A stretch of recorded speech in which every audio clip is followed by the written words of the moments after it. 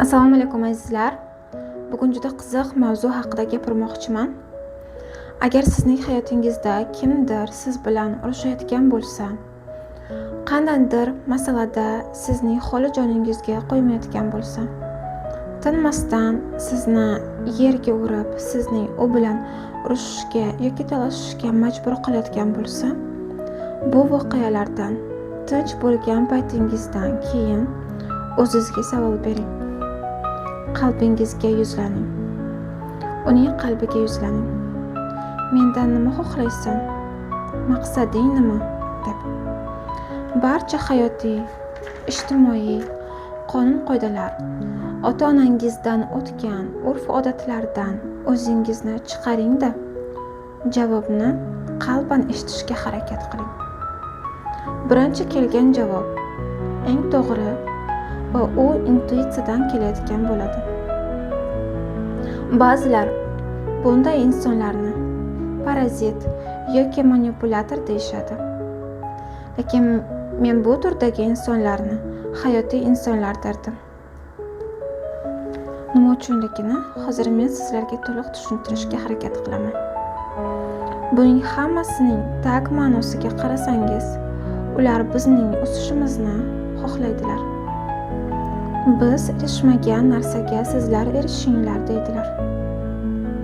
Mendan-da yaxshiroq yasha deydilar.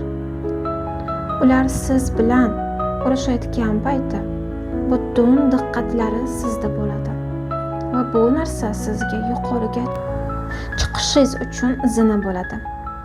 Zina hech qachon yumshoq bo'lmaydi, to'g'rimi?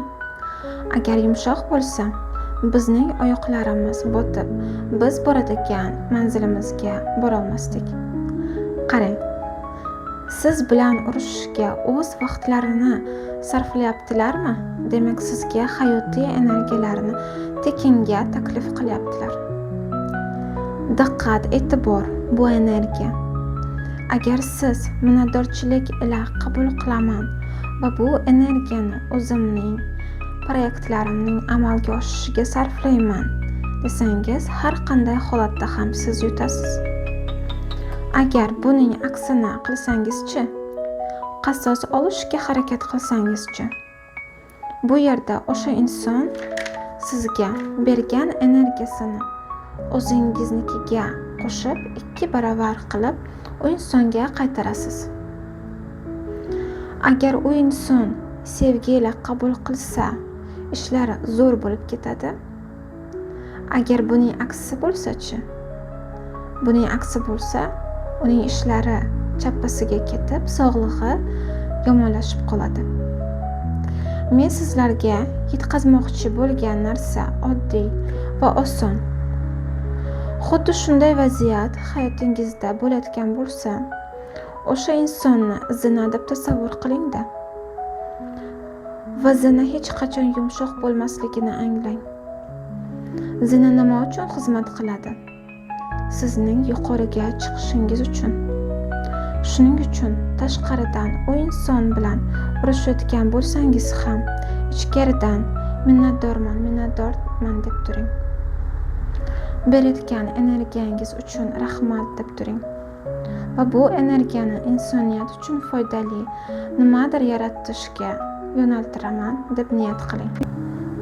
Agar mening fikr-mulohazalarim sizga ozgina ham yoqgan bo'lsa, like qo'ying, o'z fikr-mulohazalaringizni kommentariyalarda qoldiring va bu narsa YouTube algoritmi bo'yicha mening kontentlarimning ko'pchilikka yetib borishiga sababchi bo'lasiz. Video postida men Telegram kanalimning silkasini qo'yaman va u yerda ham men o'z hayot tajribalarimni kengroq ravishda yoritib berganman. Keyingi kontentlargacha xayr omon bo'ling.